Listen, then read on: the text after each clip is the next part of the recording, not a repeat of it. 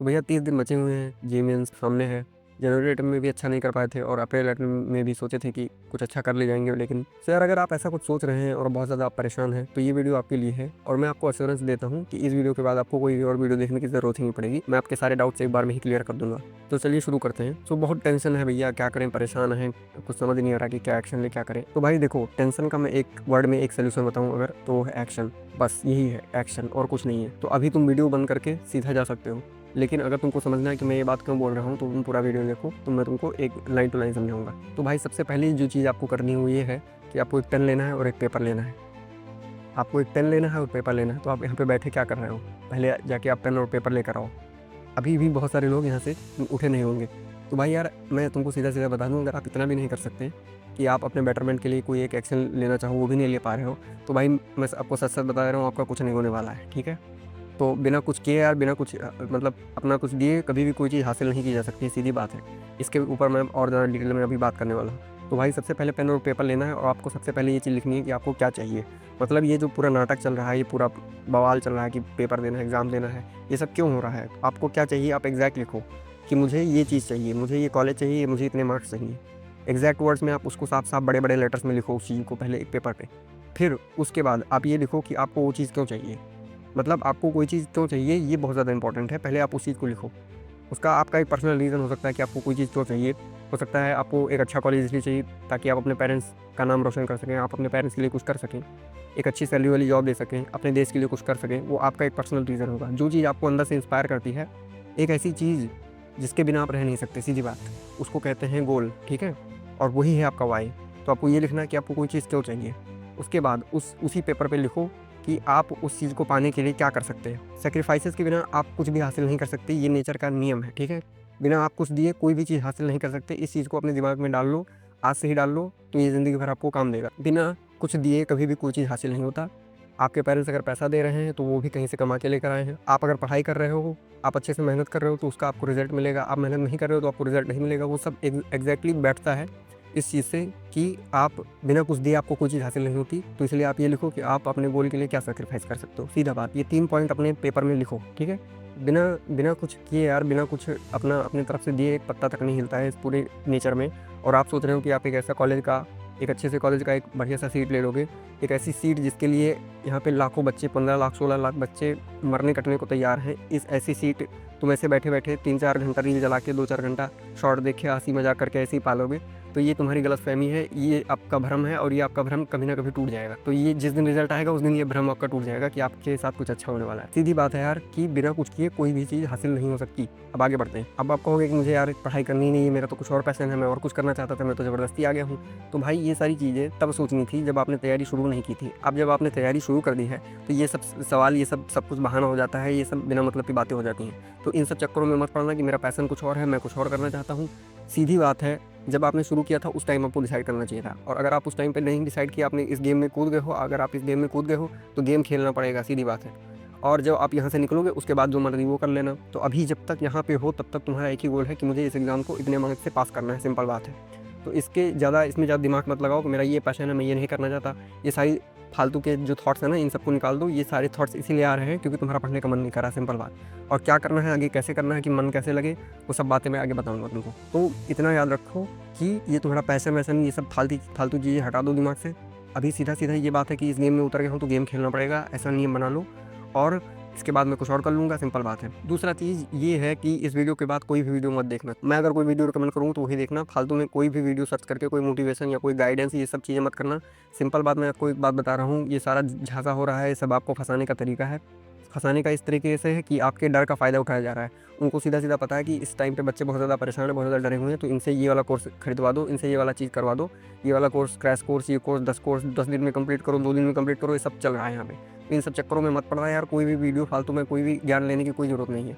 ये आखिरी वीडियो होने वाला, मैंने आपको पहले ही बता दिया आपको। जो नेक्स्ट चीज़ आपको करनी है, जो तीसरी पॉइंट, जो सबसे मोस्ट इंपॉर्टेंट पॉइंट है, ये कि आपको एक पेपर लेना है, उस पे आपको सभी उन चैप्टर्स का नाम लिखना है जो चैप्टर्स आपने तीनों सब्जेक्ट में, आपको उन चैप्टर का नाम लिखना है जो आपने पहले से पढ़ रखे हैं, या आपको उसको रिवाइज़ करना है। अगर आप थोड़ा सा रिवाइज़ कर लेंगे तो चैप्टर आपको आने लगेगा। ऐसे जितने चैप्टर, सबका नाम लिखो पहले, हर एक तीनों सब्जेक्ट में अलग अलग, फिजिक्स केमिस्ट्री मैथ का अलग अलग चैप्टर्स का नाम लिखो, ठीक है। ये काम करो। अगर आपको ये नहीं समझ में आ रहा है कि कौन सा चैप्टर इंपॉर्टेंट है, मुझे नहीं समझ में आ रहा है कि मैं क्या पढ़ूँ या मैंने क्या याद रखा है, मुझे याद ही नहीं आ रहा है, तो सिंपल ये चीज़ है, ये ऊपर आई बटन पे जो वीडियो दिख रहा है उसको आप देख लो, उसमें मैंने पहले ही बता दिया है कि ये चैप्टर इंपॉर्टेंट है, सीधी बात है। तो ये वीडियो, इस वीडियो के बाद ये वीडियो देख लेना, सिंपल बात है, ठीक है। तो आगे बढ़ते हैं, ठीक है। अब नेक्स्ट जो इंपॉर्टेंट चीज़ आपको करनी है वो ये है कि आपको एक शेड्यूल बनाना है। शेड्यूल बनाओ, सिंपल सा क्यूट सा शेड्यूल बनाओ, मतलब कि उसमें बहुत ज़्यादा कॉम्प्लिकेटेड मत करो कि 5-15 पे ये कर रहे हैं, 5-20 पे ये कर रहे हैं, ऐसा मत करना। सिंपल सा शेड्यूल बनाओ, उसमें सिर्फ आपको ये लिखना है कि आप कितने बजे उठ रहे हो, कितने बजे सो रहे हो, कितने बजे खाना खा रहे हो, कितने बजे नहा रहे हो, केवल यही छोटी मोटी इन्फॉर्मेशन लिखनी है। और अब इसका मतलब ये नहीं है कि बनाने लगे तो अब ऐसा शेड्यूल बना दिए कि 4 घंटा सोएंगे, 3 घंटा सोएंगे, तो ये सब मत करना यार, क्योंकि ये सब बाद में करने के, ये सब पहले करना था या बाद में करना, अभी मत करो। ये सब करोगे बिल्कुल सब कुछ ख़राब हो जाएगा, ठीक है। बिना मतलब एक्सपेरिमेंट नहीं करना है। मिनिमम 6 घंटे की स्लीप चाहिए और मैक्सिमम 8 घंटे की, इन्हीं के बीच में आपको रेंज करना है, ठीक है। तो बिना मतलब परेशान नहीं होना है। और इसके अलावा जितना भी टाइम बचता है सिर्फ आपको कुर्सी पे बैठना है, इसके अलावा और कभी उठना ही नहीं है आपको, सिंपल बात है। आप ऐसा समझ लो कि आप कुर्सी से चिपक गए हो, आप कुर्सी से उठ नहीं पा रहे हो जब अलार्म बजेगा। और हाँ, जो मैंने टाइम ये बताया है कि ये आपको करना है, मतलब सुबह उठने का टाइम, नहाने का टाइम, खाने का टाइम, इनमें एक अलार्म लगा दो, हर एक टाइम पे एक अलार्म लगा दो। जब अलार्म बजेगा तभी आप उठ सकते हो। तो इस नियम को अपने दिमाग में एकदम से घुसा लो, एकदम से, मुझे उठना ही नहीं है, सिंपल बात है, लगे रहना है, उसी पे बैठना है, वहीं पे सोना, वहीं पे जो करना है वहीं पे करना है। तो ये अपने दिमाग में ये चीज़ डाल लो।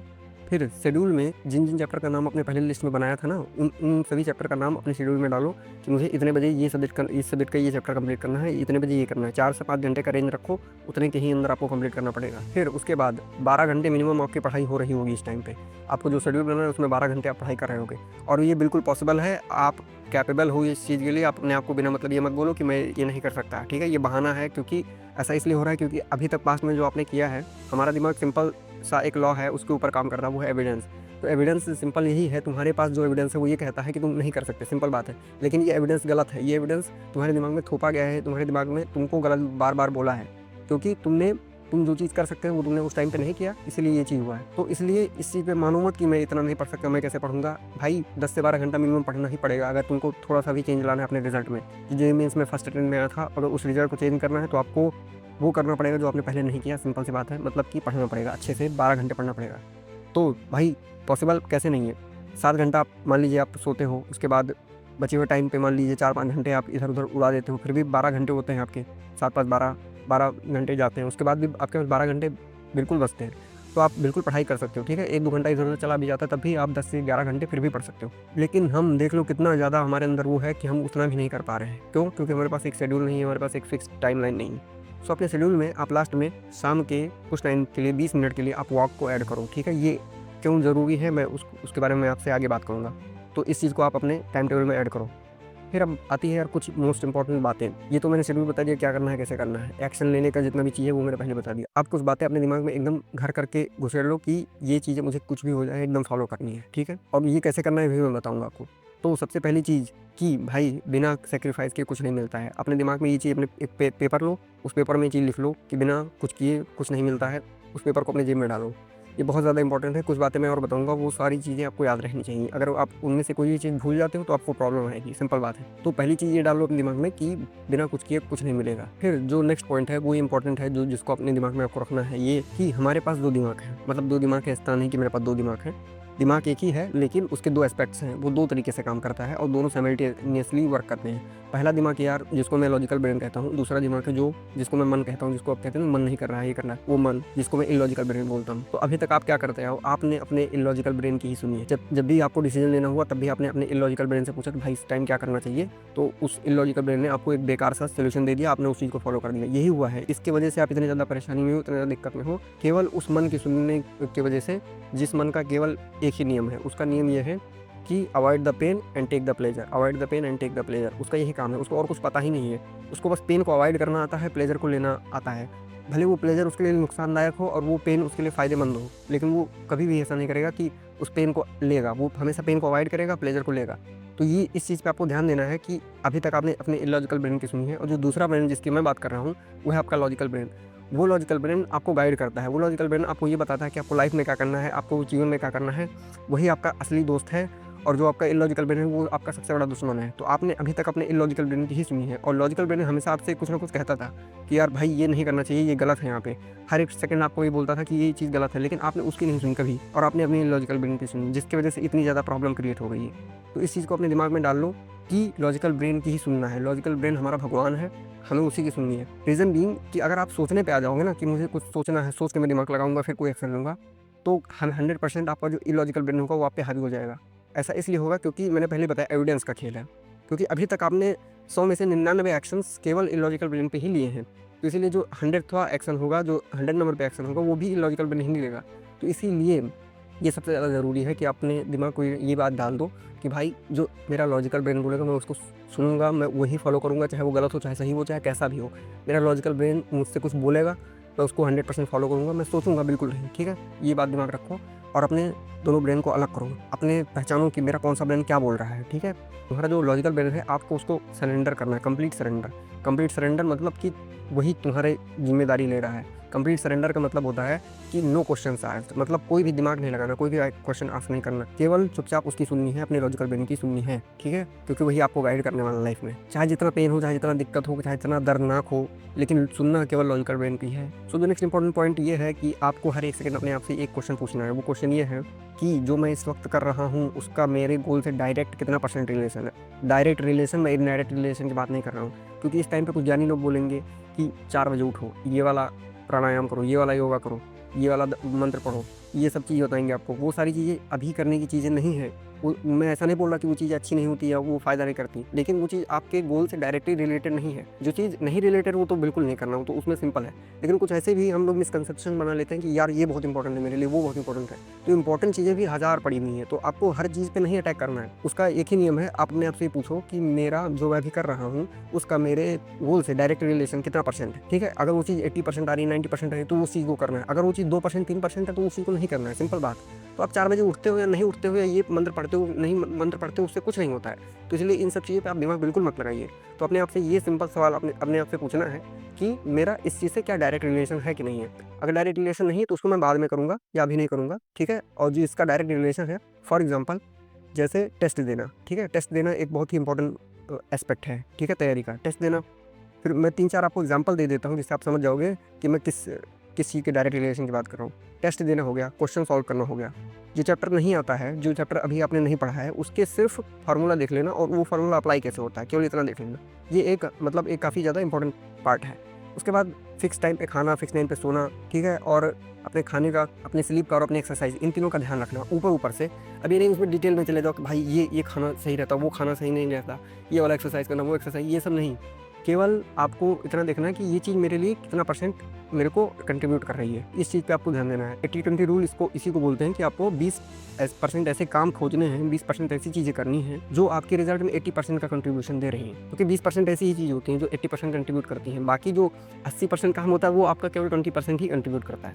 लेकिन हम क्या करते हैं, उस 80% में इतना टाइम वेस्ट कर देते हैं कि वो जो 20% होता है जिससे एक्चुअली रिजल्ट आने वाला था वो हमारा छूट जाता है। अगर मैं 80-20 रूल में ही बात करूँ तो एक चीज़ है कि टेंशन नहीं लेना। तो टेंशन नहीं लेना, अगर आप टेंशन नहीं लेते हो, टेंशन क्यों आता है मैंने पहले बता दिया। टेंशन केवल इसलिए आता है क्योंकि आप कुछ कर सकते हो बट आप कर नहीं रहे हो, व्हाटएवर रीजन मे बी। ठीक है, आप क्यों नहीं कर रहे हो उसका कोई मतलब नहीं है। आप कोई चीज़ कर सकते हो बट नहीं कर रहे हो, इस वजह से टेंशन आता है, ना कि किसी चीज़ को करने से टेंशन आता है। तो आप इस चीज़ को ध्यान रखो कि ये चीज़ मुझे कर सकता हूँ लेकिन मैं नहीं कर रहा हूँ, उससे टेंशन आ रहा है। तो टेंशन लेना बंद करो, ये आपके रिजल्ट में बहुत भयंकर कंट्रीब्यूट करने वाला है। तो यार जो नेक्स्ट इंपॉर्टेंट पॉइंट ये है कि जब भी गिव अप करने का मन करे, जब भी मन करे कि यार बहुत कठिन हो रहा है, बहुत परेशानी हो रही है, बहुत दर्दनाक जा रहा है, ये सब चीज़ें मेरे से नहीं हो पा रही हैं, तो उस टाइम अपने आप से सिंपल एक सवाल पूछना कि ये कौन बोल रहा है, मेरा लॉजिकल ब्रेन बोल रहा है, मेरा इलॉजिकल ब्रेन बोल रहा है। क्योंकि जो तुम्हारा इलॉजिकल ब्रेन है वो मैंने पहले ही बता दिया आपको, वो एक ही प्रिंसिपल पे काम करता है, वो है avoid the pain and take the pleasure.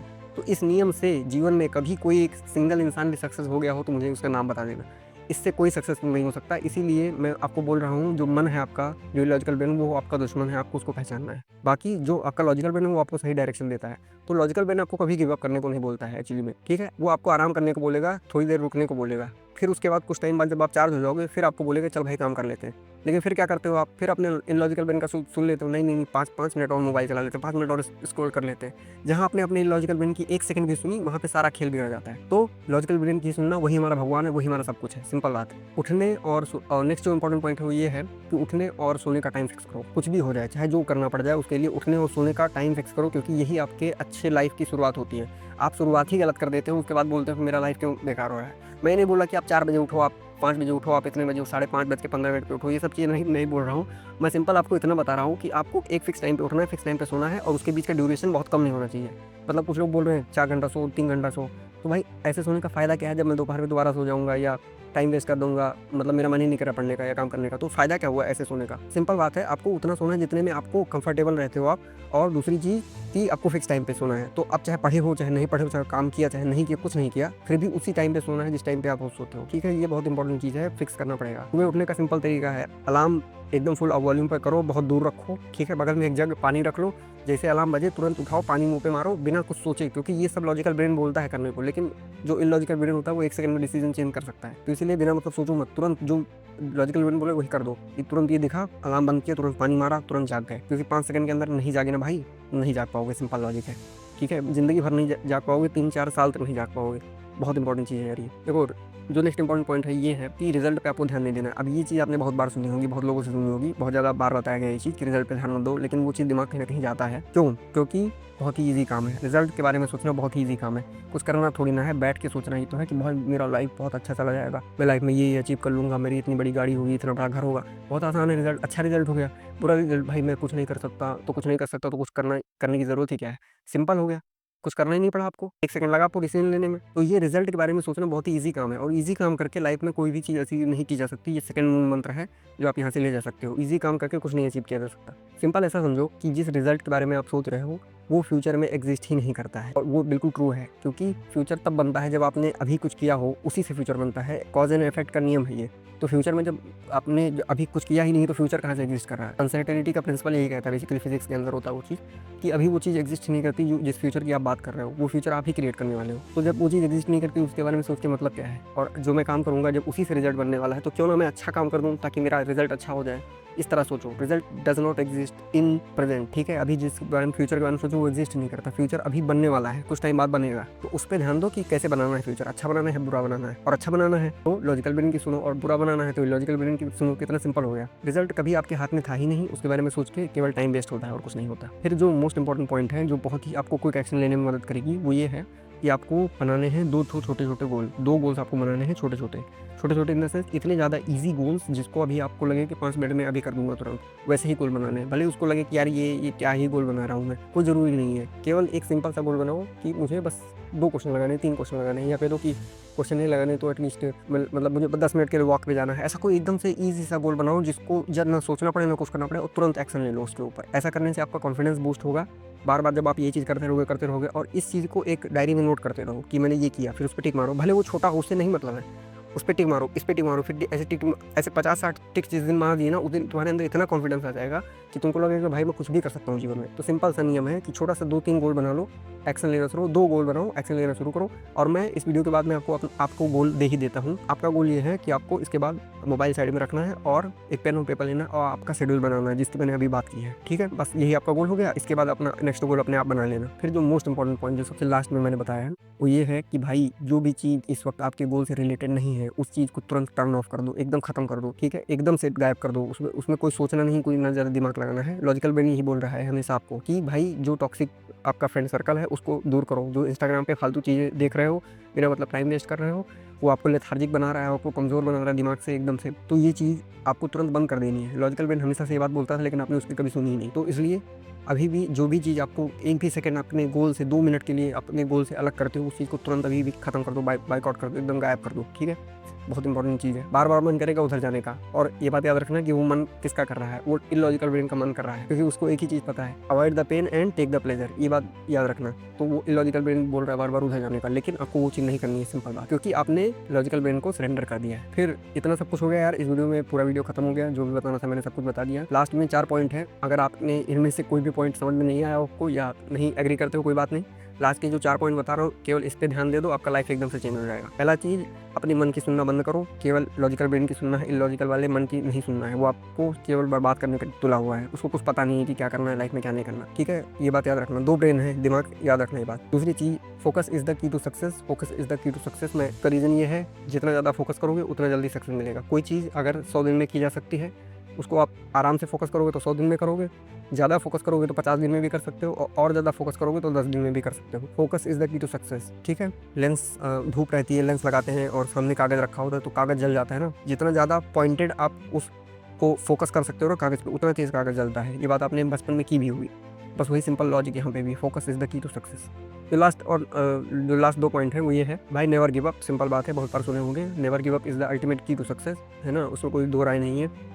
अब अगर आपने गिव अप कर ही दिया होता तो आप ये वीडियो ही नहीं देख रहे होते, सीधी बात है। तो इसलिए गिव अप नहीं करना है, कुछ भी हो जाए। जैसे मान लीजिए सब कुछ खराब हो रहा है, time t equals to 0, time t equals to 0, फिर से स्टार्ट करना है, हर चीज़ फिर से स्टार्ट करना है। ये वीडियो फिर से देखना है, फिर से स्टार्ट करना है। क्या गलती सबसे होती है यार, लेकिन गिरने के बाद अगर वहीं पे पड़े रहोगे तो कुछ नहीं कर पाओगे। सिंपल सा बात है, इसमें कोई क्या ही बताऊँ मैं। इसमें गिरने के बाद वहाँ पे नहीं पड़े रहना, उठना है वहाँ से। जो लास्ट पॉइंट है वो ये है कि action speaks louder than words. Action speaks louder than words, इसका मतलब हुआ कि तुम कुछ भी बोलते रहो उससे कोई फ़र्क नहीं पड़ता। कुछ भी बोलते रहो कोई फ़र्क नहीं पड़ता। कितना महान हो तुम, कितने बड़े आदमी हो, कितने कमज़ोर हो, किसी बात से कोई फ़र्क नहीं पड़ता है। आप क्या कर रहे हो दिन भर, आप अपने सेकंड में क्या कर रहे हो, अपने आवर में क्या कर रहे हो, अपने डे में क्या कर रहे हो, ये मैटर करती है। आपने क्या किया ये मैटर करता है, वही आपको लाइफ में कहीं पर भेजेगा। आप कुछ भी सोचते रहो उससे कोई फ़र्क नहीं पड़ता। तो ये दिमाग रखो, एक्शन लेने पर ज़्यादा दिमाग लगाओ कि एक्शनेबल पॉइंट्स क्या हैं। हर बार सोचते रहो कि एक्शन किस पे लिया जा सकता है, एक्शन किस पे लिया जा सकता है, वहीं पे एक्शन ले लो तुरंत। तो बस इतने सारे पॉइंट्स थे।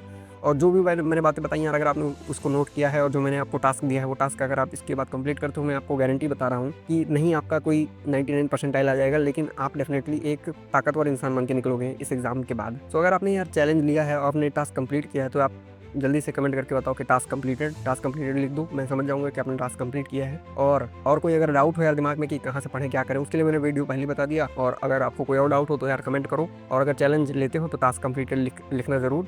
तो मिलते हैं आपसे नेक्स्ट वीडियो में, तब तक के लिए ऑल द बेस्ट।